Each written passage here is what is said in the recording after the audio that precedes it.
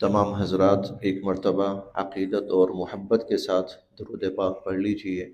اللہم صل علی محمد وعلی آل محمد کما صلیت علی ابراہیم وعلى آل إبراهيم إنك حميد مجيد اللهم بارك على محمد وعلى آل محمد كما باركت على إبراهيم وعلى آل إبراهيم إنك حميد مجيد۔ محترم حضرات، قابل صد احترام معزز سامعین، گزشتہ جمعۃ المبارک میں اللہ رب العزت کا سب سے پہلا، سب سے بڑا اور سب سے بنیادی جو حق ہے اس کا مختصر سا تذکرہ ہوا تھا، اور اللہ رب العزت کا سب سے پہلا، سب سے بڑا، سب سے بنیادی جو تقاضا ہے، جو ڈیمانڈ ہے، اور جو اللہ رب العزت کا حق ہے کہ اللہ رب العزت کو رب مانا جائے، وحدہ لا شریک تسلیم کیا جائے، اس پر ایمان لایا جائے۔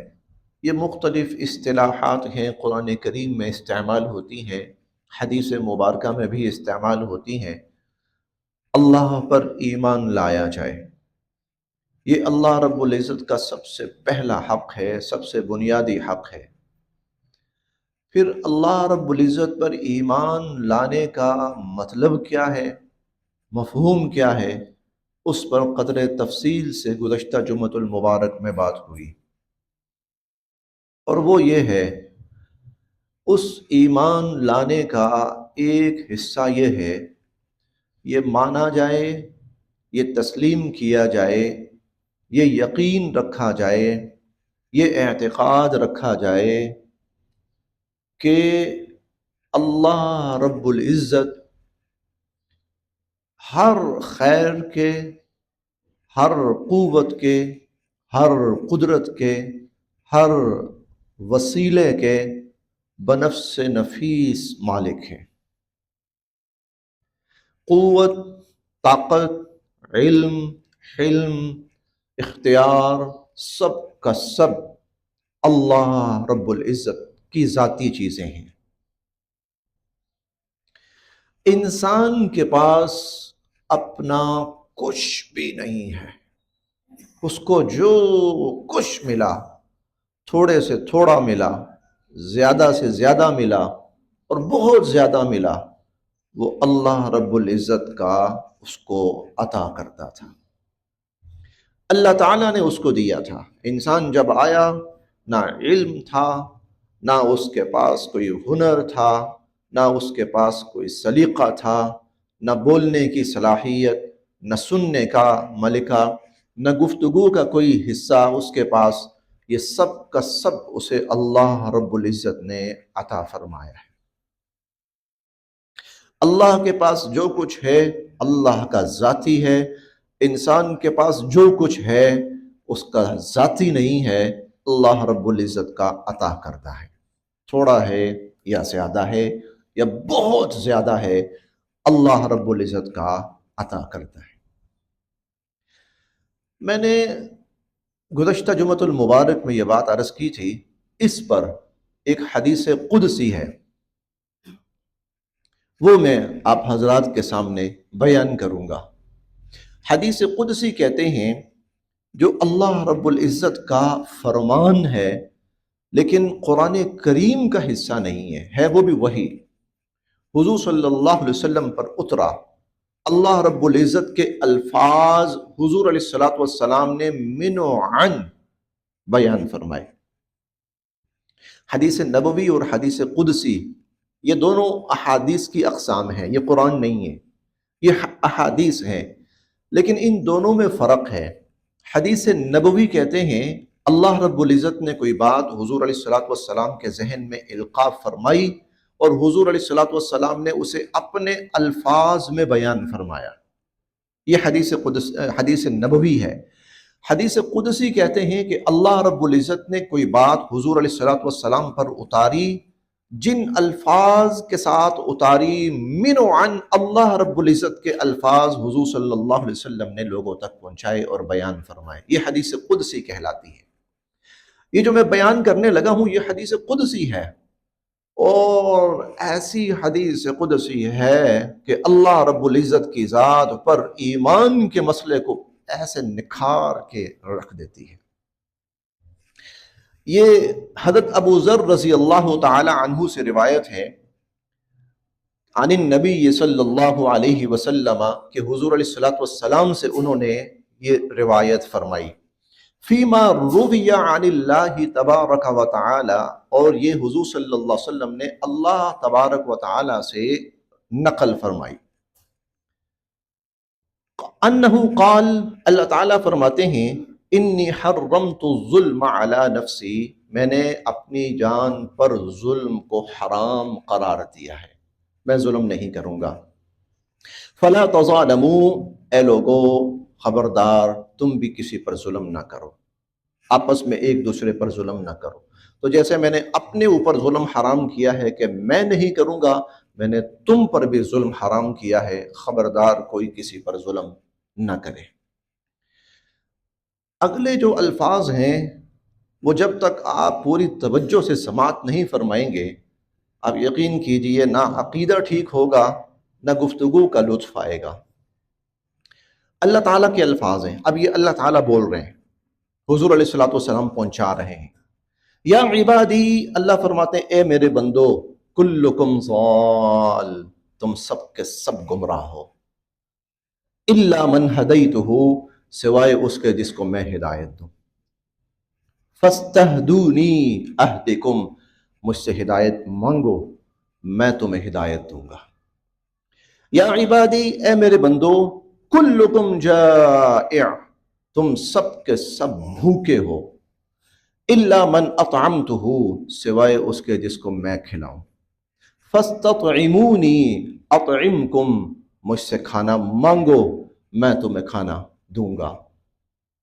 یا عبادی، اے میرے بندو، کلکم عار، تم سب کے سب بے لباس ہو، الا من کسوتہ، سوائے اس کے جس کو میں لباس مہیا کروں.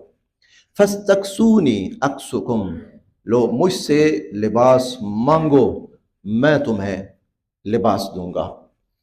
یا عبادی انکم تخطئون باللیل والنہار، اے میرے بندو تم دن رات گناہ کرتے ہو. وَأَنَا أَغْفِرُ الذُّنُوبَ جَمِيعًا، اور میں ہوں جو سب گناہوں کو معاف کرنے والا ہوں، بخشنے والا ہوں. فَاسْتَغْفِرُونِي أَغْفِرْ لَكُمْ، مجھ سے اپنے گناہوں کی معافی مانگو، بخشش مانگو، میں تمہیں بخش دوں گا. یا عبادی انکم لم تبلغوا ضری فتضرونی، اے میرے بندو تم سب مل کر مجھے نقصان پہنچانا چاہو نا تو مجھے نقصان نہیں پہنچا سکتے. وَلَن تَبْلُغُوا نَفْعِي فَتَنْفَعُونِي، اور تم سب مل کر مجھے کوئی نفع یا فائدہ پہنچانا چاہو تو مجھے کوئی نفع یا فائدہ نہیں پہنچا سکتے.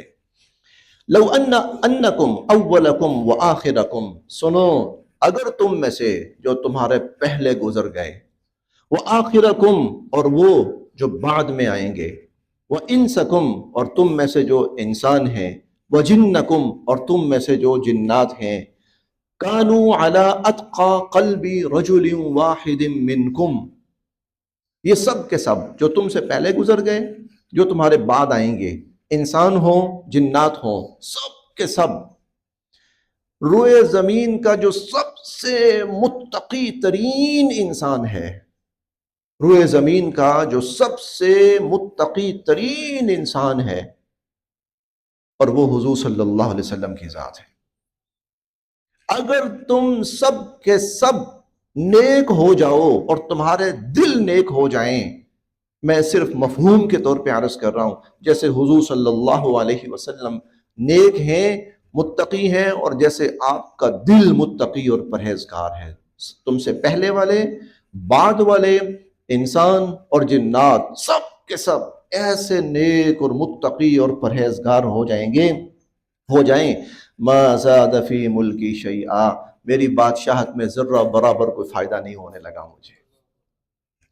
اور لو ان اولکم وآخرکم وانسکم وجنکم، اور اگر تم سے پہلے والے اور بعد والے اور انسان اور جنات کانوا علی افجر قلب رجل واحد منکم، تم میں سے جو سب سے زیادہ برا اور بدترین انسان ہے اور گناہگار ترین انسان ہے اور فاسق اور فاجر ترین انسان ہے، سارے کے سارے انسان، پہلے انسان سے لے کر آخری انسان تک، انسان بھی اور جنات بھی، سب کے سب اتنے برے ہو جاؤ، ما نقص ذلک من ملکی شیئا، تو میری بادشاہت میں ذرہ برابر کمی نہیں آنے والی.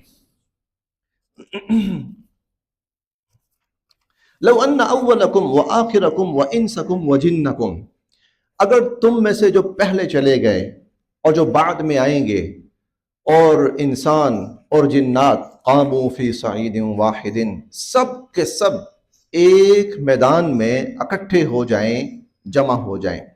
فاسألونی فأعطیت کل انسان مسألتہ، اور مجھ سے مانگنا شروع کر دیں. انسان جنات سب کے سب، پہلے انسان سے آخری انسان تک، پہلے جن سے آخری جن تک، سب کے سب قاموا فی صعید واحد، ایک میدان میں جمع ہو جائیں. فاسألونی، اور مجھ سے مانگنا شروع کر دیں. فأعطیت کل انسان مسألتہ، اور میں ہر انسان کو اس کی منہ مانگی چیز دے دوں، ہر انسان کو اس کی منہ مانگی چیز دے دوں. ایک چھوٹی سی بات یہاں ذہن میں رکھ لیں، حضرت سلیمان علیہ السلام نے کہا تھا مجھے ایسی بادشاہت کسی کو نہ ملی ہو، دے دی، کتنی بڑی بادشاہت. تو ہر انسان جو مانگے، منہ مانگا میں اس کو دے دوں. ما نقص ذلك مما عندي الا كما ينقص المخيط اذا ادخل البحر، سمندر کے اندر سوئی داخل کی جائے، سمندر کے اندر سوئی ڈبوئی جائے، اور سوئی ڈبونے کے بعد جب سوئی نکالی جائے تو سوئی کا جو ناکا ہوتا ہے جہاں دھاگا ڈالتے ہیں، سوراخ سوئی کا، اس کے ساتھ جتنا پانی لگتا ہے اور اس پانی کی وجہ سے سمندر میں جتنی کمی آتی ہے، اللہ فرماتے ہیں میری قدرت میں اتنی بھی کمی نہیں آئے گی. سب کو جو منہ مانگا میں دے دوں، اتنی بھی کمی نہیں آئے گی. یا عبادی، اے میرے بندو، انما ہی اعمالکم، بے شک یہ تمہارے اعمال ہوتے ہیں، احصیہا لکم، جن کو میں تمہارے لیے محفوظ کر رہا ہوں، ثم اوفیکم ایہا، اور پھر میں تمہیں اس کا پورا پورا بدلہ اور صلہ دوں گا.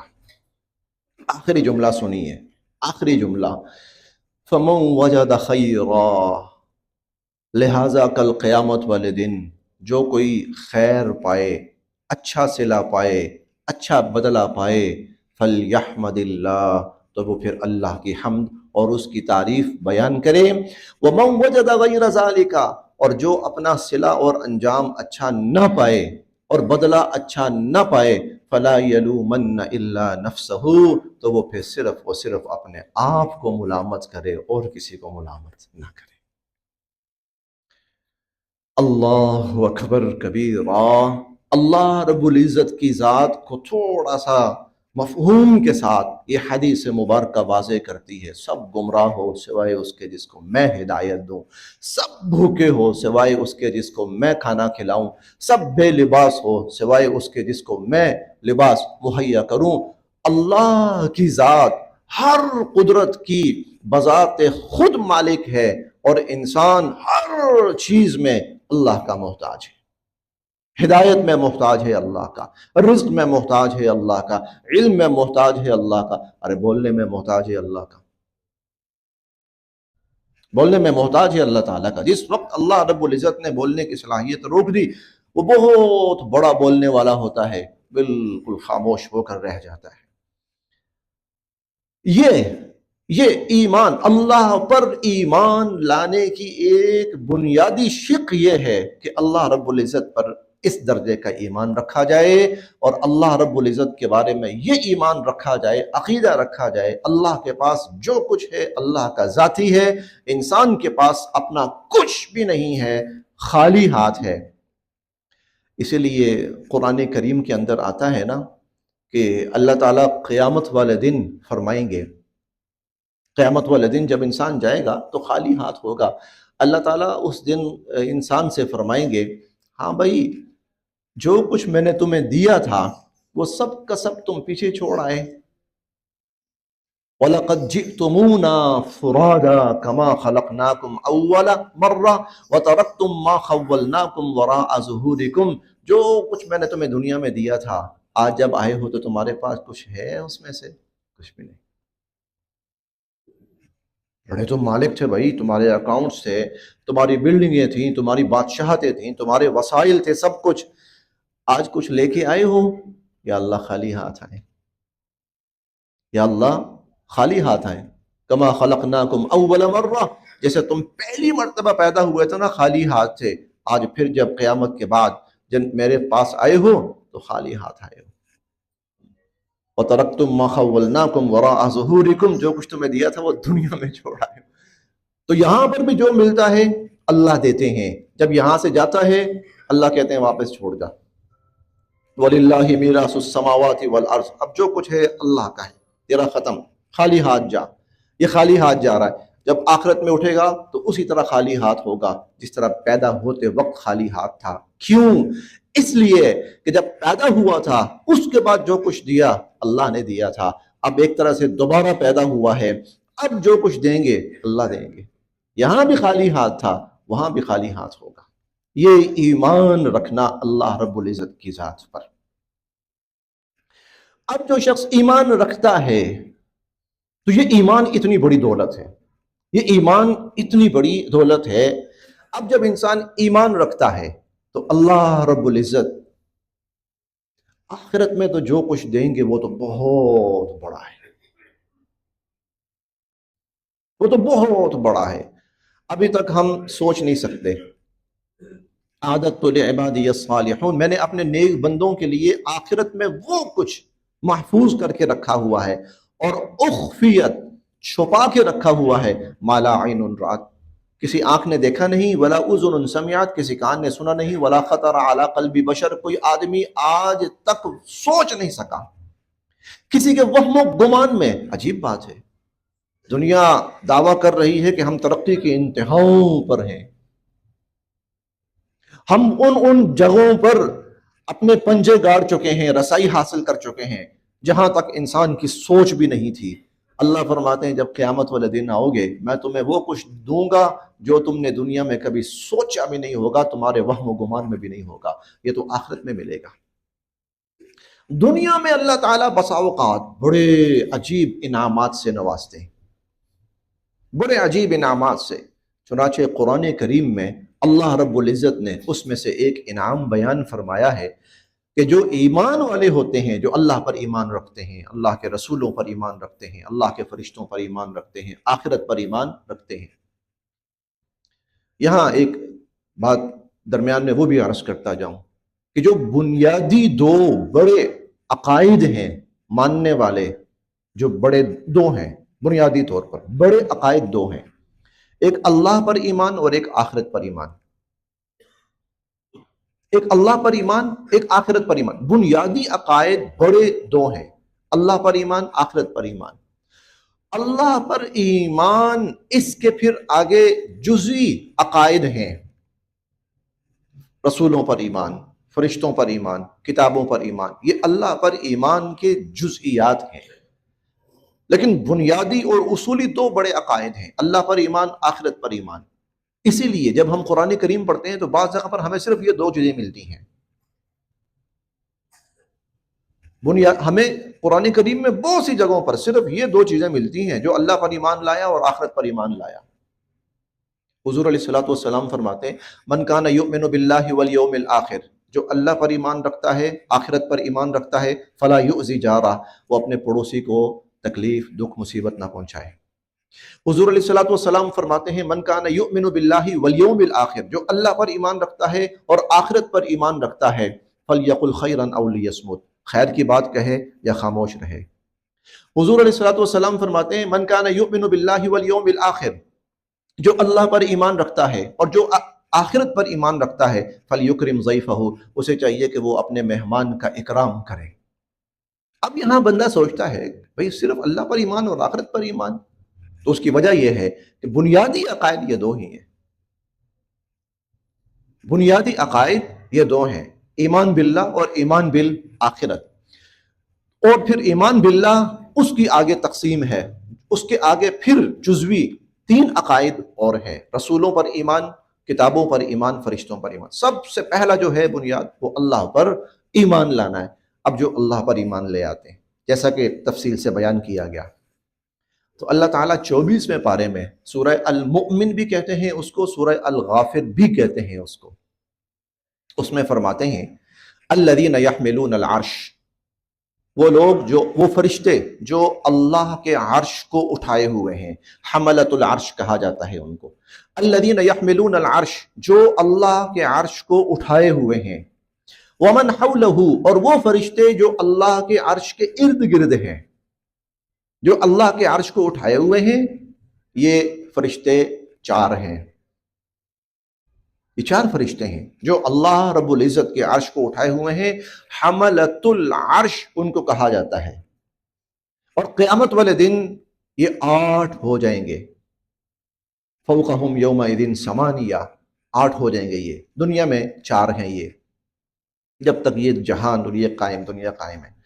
اور جو اس کے ارد گرد ہیں فرشتے، ان کی تعداد ہزاروں میں نہیں، لاکھوں میں نہیں، کروڑوں میں نہیں، شاید اربوں سے بھی زیادہ ہے۔ وہ کیا کرتے ہیں؟ یسبحون بحمد ربہم، وہ اللہ کی حمد، تسبیح، پاکی بیان کرتے ہیں، ویؤمنون بہ، اور اللہ پر ایمان رکھتے ہیں۔ ٹھیک ہے، فرشتوں کا کام یہی ہے، اللہ پر ایمان، اللہ کی حمد، ثنا، تسبیح، پاکی، عظمت بیان کرنا۔ سننے والا جملہ اگلا ہے، یسبحون بحمد ربہم ویؤمنون بہ، اگلا جملہ سننے والا ہے۔ جو اللہ پر ایمان رکھتا ہے، آخرت پر ایمان رکھتا ہے، فرشتوں پر ایمان رکھتا ہے، کتابوں پر ایمان رکھتا ہے، رسولوں پر ایمان رکھتا ہے، اللہ کے ہاں اس کا کیا مقام ہے، اس کی کیا عزت ہے، اس کا کیا مرتبہ ہے، اس کا کیا شرف ہے، اس کا ایمان والوں کا۔ سنیے، اللہ کے عرش کو اٹھائے ہوئے ہیں وہ بھی، ارد گرد والے بھی اللہ کی حمد کر رہے ہیں، تسبیح کر رہے ہیں، پاکی بیان کر رہے ہیں۔ وَيَسْتَغْفِرُونَ لِلَّذِينَ آمَنُوا، اور ایمان والوں کے لیے ہر وقت بخشش کی دعا کرتے رہتے ہیں۔ ایمان والوں کے لیے ہر وقت کون؟ فرشتے۔ کون سے فرشتے؟ جو اللہ کے عرش کو اٹھائے ہوئے ہیں۔ کون سے فرشتے؟ جو اللہ کے عرش کے ارد گرد ہیں۔ کن کے لیے بخشش کی دعا کر رہے ہیں؟ میرے اور آپ کے لیے۔ وَيَسْتَغْفِرُونَ لِلَّذِينَ آمَنُوا، اور وہ ایمان والوں کے لیے بخشش کی دعا کر رہے ہیں۔ بات یہیں پہ ختم نہیں ہوتی۔ ربنا وسعت كل شيء رحمة وعلما، کہتے ہیں فاغفر للذین تابوا واتبعوا سبیلک، اللہ جو توبہ کریں ان ایمان والوں میں سے اور جو آپ کی راہ کی پیروی کریں، اللہ ان کو بخش دیجیے۔ وقہم عذاب الجحیم، اللہ کل ان کو جہنم کے عذاب سے بچا لیجیے۔ بہت بڑی بات ہے، اتنے مقرب فرشتے اللہ کے کیا کر رہے ہیں؟ ایمان والوں کے لیے دعا کر رہے ہیں۔ اور ان کی دعا ایسی نہیں ہے جیسی ہماری ہے، ان کی دعا ایسی نہیں ہے۔ ہماری دعا سے کیا مراد ہے؟ ہم نے مخصوص اوقات میں جا کر دعا کرنی ہے، نماز پڑھی ہے، دعا کر لی۔ اس میں بھی ہم اس اختلاف میں پڑے ہوئے ہیں کہ اس وقت بھی دعا کرنی چاہیے یا نہیں کرنی چاہیے۔ ہم اس میں بھی اختلاف میں پڑے ہوئے، دعا کرنی چاہیے اس وقت کے نہیں کرنی چاہیے۔ اور پھر جب دعا ہم کرتے ہیں تو چند منٹ، اور کوئی مولوی صاحب اگر تھوڑی سی لمبی دعا کر دیں، مولوی صاحب دعا تھوڑی کیا کریں، تھک جاتے ہیں، یہ ہوتا ہے وہ ہوتا ہے۔ یہ فرشتے جو ہیں یہ جب دعائیں کرتے ہیں تو میں صرف سمجھانے کے لیے عرض کر رہا ہوں کہ 200 سال 200 سال 400 سال 500 سال ان کی دعا چلتی رہتی ہے۔ اچھا نہیں، 200 سال نہیں، فرشتے کب پیدا ہوئے ہیں؟ ان کی پیدائش کو شاید خربوں سال ہو چکے ہیں۔ جب سے یہ فرشتے اللہ نے پیدا فرمائے ہیں اور جب سے یہ اللہ کے عرش کو اٹھائے ہوئے ہیں، یہ ایمان والوں کے لیے دعا کر رہے ہیں۔ وَقِهِمْ عَذَابَ الْجَحِيمِ، اے اللہ ان کو جہنم کے عذاب سے بچا۔ بہت بڑی دعا تھی۔ نہیں آگے چلیں، ربنا وادخلہم جنات عدن التی وعدتہم، اللہ ان کو ان جنتوں میں داخل فرمائے جن کا آپ نے ان سے وعدہ کیا۔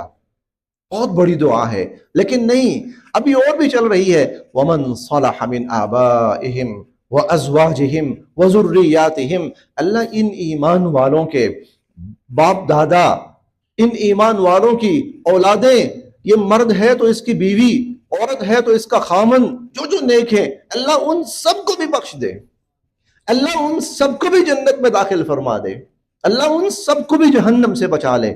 کس کے لیے؟ ایمان والوں کے لیے۔ کون دعا کر رہا ہے؟ فرشتے دعا کر رہے ہیں، اور فرشتوں کے بارے میں اللہ تعالیٰ فرماتے ہیں قرآن کریم میں وَيَفْعَلُونَ مَا يُؤْمَرُونَ، یہ وہی کرتے ہیں جس کا اللہ ان کو حکم دیتے ہیں۔ گویا اللہ نے حکم دیا ہے ایمان والوں کے لیے دعا کرو، ایمان والوں کے لیے دعا کرو۔ وَقِهِمُ السَّيِّئَاتِ، اے اللہ ان کو ہر قسم کی تکلیفوں سے بچا لیجئے۔ وَمَن تَقِ السَّيِّئَاتِ يَوْمَئِذٍ فَقَدْ رَحِمْتَ، قیامت والے دن اللہ آپ نے جس کو تکلیف اور پریشانی سے بچا لیا، آپ نے بڑا رحم فرمایا اس پر۔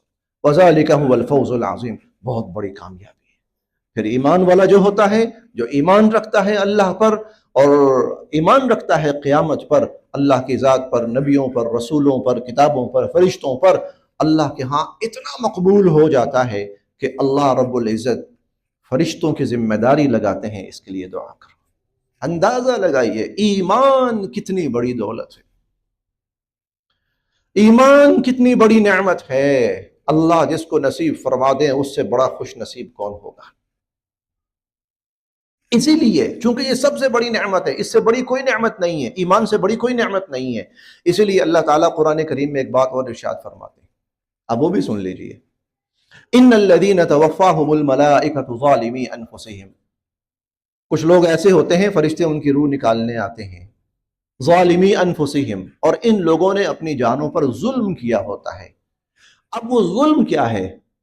ظلم یہ کیا ہے، جس علاقے میں، جس معاشرے میں، جس سوسائٹی میں رہ رہے ہیں، ان کا ایمان خطرے میں ہے، ان کے لیے اعمال بجا لانا مشکل ہے، ان کے لیے عبادات کرنا مشکل ہے، ان کو اپنے ایمان کے لالے پڑے ہوئے اور ان کا ایمان خطرے میں ہے، لیکن یہ پھر بھی وہیں رہ رہے ہیں، یہ کہیں اور جانے کی کوشش نہیں کرتے ایمان بچانے کے لیے۔ تو فرشتے جب ان کی جان نکالنے کے لیے آتے ہیں، ان کی روح قبض کرنے کے لیے فرشتے جب آتے ہیں، قالوا فیما کنتم، فرشتے کہتے ہیں ہاں جی کیا حال تھا تمہارا، کس حالت میں تھے؟ قالوا كنا مستضعفین فی الارض، وہ کہتے ہیں زمین میں بہت برے حال تھے ہمارے، تو بڑے بے بس تھے زمین کے اندر، مستضعفین فی الارض۔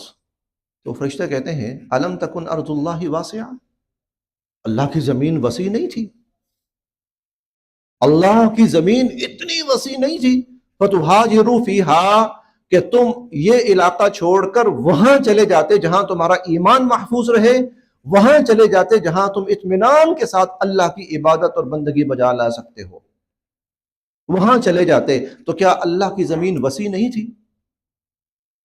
اور تم نے ایمان بچانے کے لیے ہجرت نہیں کی، تم نے اپنی عبادات اور اعمال کے لیے اس جگہ کو نہیں چھوڑا جہاں تمہارا ایمان خطرے میں تھا۔ اگلا جملہ سنیے، جنہوں نے اپنے ایمان کی حفاظت نہیں کی، جنہوں نے اپنے ایمان کی قدر نہیں کی، جنہوں نے اپنے ایمان کو بچانے کے لیے قربانی نہیں دی، سنیے 5واں پارہ ہے، فَأُولَئِكَ مَأْوَاهُمْ جَهَنَّمْ، ان لوگوں کا ٹھکانہ جہنم ہے، وَسَاءَتْ مَصِيرًا، اور جہنم بہت بری جگہ ہے۔ ایمان سب سے بڑی نعمت، سب سے بڑی دولت۔ جب مکہ مکرمہ میں حضور صلی اللہ علیہ وسلم صحابہ کے لیے ایمان بچانا مشکل ہو گیا، اور ابو جہل جیسے ظالم، سیدہ سمیہ رضی اللہ تعالی عنہا جیسی خواتین کو یوں دو ٹکڑوں میں تقسیم کرنے لگے، ٹکڑے ٹکڑے کرنے لگے، اور صحابہ کرام کے لیے اپنا ایمان مشکل ہو گیا۔ اللہ نے فرمایا کیا کرو؟ مکہ چھوڑ دو۔ یا اللہ، خیر ارض اللہ، روئے زمین کا سب سے بڑا مقدس حصہ چھوڑ دیں؟ ہاں چھوڑ دو۔ بیت اللہ میں نماز پڑھنا چھوڑ دیں؟ ہاں چھوڑ دو۔ کس لیے؟ ایمان کے لیے۔ کہ اللہ جہاں ہم جائیں گے وہاں بیت اللہ نہیں ہوگا، کوئی بات نہیں، ایمان تو محفوظ ہوگا نا۔ یا اللہ وہاں صفا مروہ نہیں ہوگا، کوئی بات نہیں، عبادات تو کر سکو گے نا۔ چھوڑ دو مکہ، چھوڑ دو صفا مروہ، چھوڑ دو مقام ابراہیم، چھوڑ دو حجر اسود کے بوسے، کیا کرو؟ ایمان بچاؤ۔ اندازہ لگائیے اس وقت یہ مدینہ منورہ بہت مقدس سرزمین، لیکن اس وقت نہیں تھی۔ اس وقت اس کا نام یثرب تھا، اور یہ یثرب ایک مشرک کا نام تھا جس نے اپنے نام پر وہ جگہ مشہور کی تھی، اس کے نام پر یہ جگہ تھی، وہ اس علاقے کا بڑا تھا۔ ایک مشرک، بالکل بے آباد جگہ، کوئی اس کی حیثیت نہیں تھی ایسی تاریخی یا بڑا، جس طرح مکہ معروف تھا نا، اس طرح یثرب کچھ بھی نہیں تھا۔ طائف پھر بھی بڑا مشہور تھا اس وقت، یثرب نہیں تھا۔ لیکن یہ جگہ اللہ کے علم میں یہ تھی کہ ان سب کا ایمان وہاں محفوظ رہے گا، اپنے اعمال اور عبادات یہ کر سکیں گے، لہٰذا اللہ رب العزت نے فرمایا وہاں چلے جاؤ۔ پہلے حبشہ بھیجا، پہلے حبشہ گئے، حبشہ میں رہنا مشکل ہو گیا، واپس آئے، چلو یثرب چلے جاؤ۔ جب وہاں پہنچے پھر آپ نے اس کا نام مدینہ اور طابہ اور طیبہ یہ مقرر فرمائے، پھر وہ جگہ بعظمت بنی، پھر وہاں مسجد نبوی بنی، پھر حضور علیہ الصلوۃ والسلام جب دنیا سے پردہ فرما گئے پھر آپ کی قبر مبارک وہاں پہ بنی، پھر اس کی جگہ کی عظمت اور بنی، لیکن اس وقت نہیں تھی۔ فرمایا ایمان خطرے میں ہے، جاؤ۔ آپ اندازہ لگائیے اس وقت جب مسلمانوں کو حکم ہوا مکہ چھوڑو اور مدینہ جاؤ، جو مسلمان نہیں گئے، ان کے بارے میں اللہ تعالیٰ نے قرآن کریم میں کیا فرمایا؟ ان کے بارے میں اللہ تعالیٰ نے قرآن کریم میں فرمایا اے مسلمانوں، اب تمہارا ان سے کوئی لینا دینا نہیں۔ کیوں نہیں چھوڑا انہوں نے مکہ؟ اگر تم میں سے کسی کا انتقال ہو گیا، تمہاری وراثت کا ایک پائی اور ایک حصہ بھی ان کو نہیں ملنا، اور ان میں سے کوئی وفات پا گیا تو اس کی وراثت کا کوئی حصہ تمہیں نہیں ملنا۔ اندازہ لگائیے، ایمان اتنا قیمتی ہے، اس کے لیے حضور کو فرمایا مکہ چھوڑ دیں آپ، بیت اللہ چھوڑ دیں آپ، خانہ کعبہ چھوڑ دیں آپ، صفا مروہ آپ کی جائے پیدائش ہے، آپ کی ولادت ہوئی ہے وہاں پر۔ آگے چلیے، سورہ الحدید 27واں پارہ ہے۔ اللہ تعالیٰ فرماتے ہیں کہ یوم تری المؤمنین والمؤمنات، تم دیکھو گے اس دن ایمان والے مردوں کو اور ایمان والی عورتوں کو، یسعی نورہم بین ایدیہم وبایمانہم، کہ ان کا جو نور ہوگا وہ ان کے آگے اور ان کے دائیں چل رہا ہوگا۔ بشراکم الیوم جنات تجری من تحتها الانہار، اللہ فرمائیں گے تمہیں خوشخبری ہو جنت کی جس کے نیچے نہریں بہتی ہیں۔ یہ نور کون سا ہے؟ یہ نور کون سا ہے؟ وہاں تو اندھیرا ہے، تاریکی ہے، اور اس قدر اندھیرا ہے کہ وہ ہاتھ کو ہاتھ سجھائی نہیں دیتا، وہ والا منظر ہے، اندھیرا ہے۔ وہاں صرف ایک روشنی ہوگی، ایک روشنی ہوگی۔ وہ روشنی کون سی ہوگی؟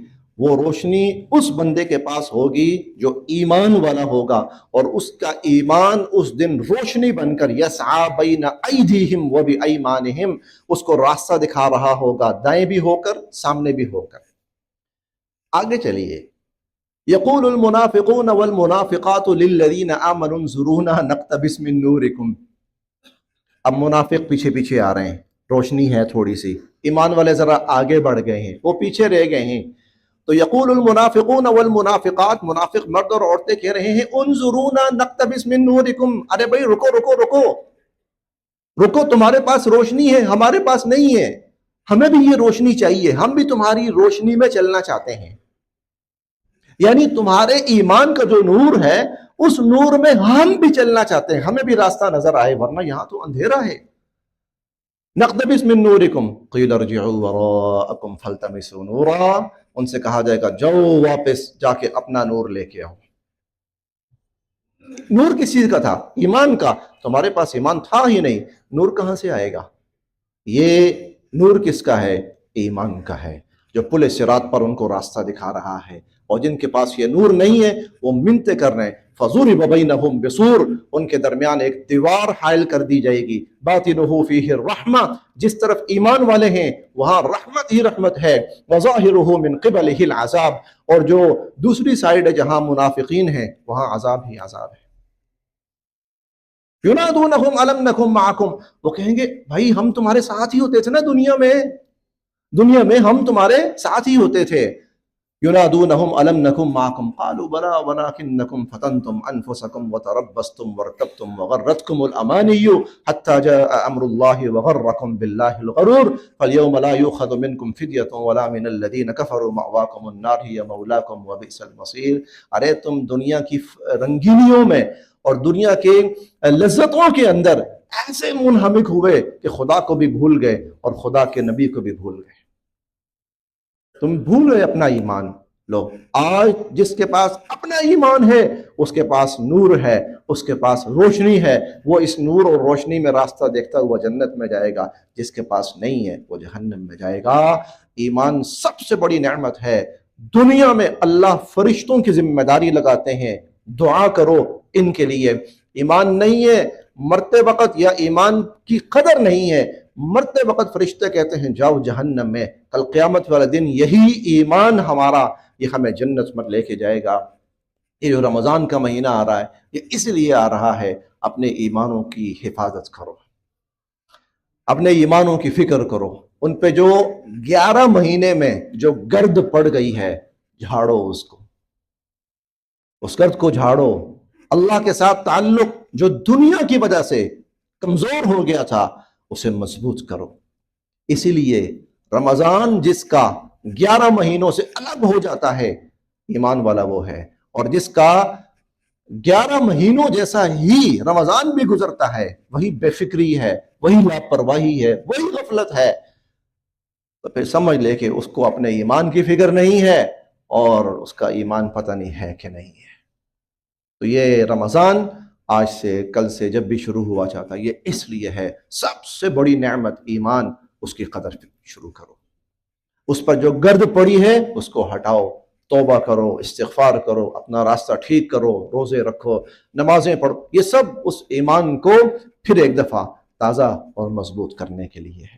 اللہ پاک ہم سب کو اپنے ایمانوں کی حفاظت کی توفیق نصیب فرمائے، اور اللہ پاک اس کے لیے اگر کبھی قربانی دینی پڑے، اثار کرنا پڑے تو اللہ ہمیں اس کی بھی توفیق نصیب فرمائے۔ وآخر دعوانا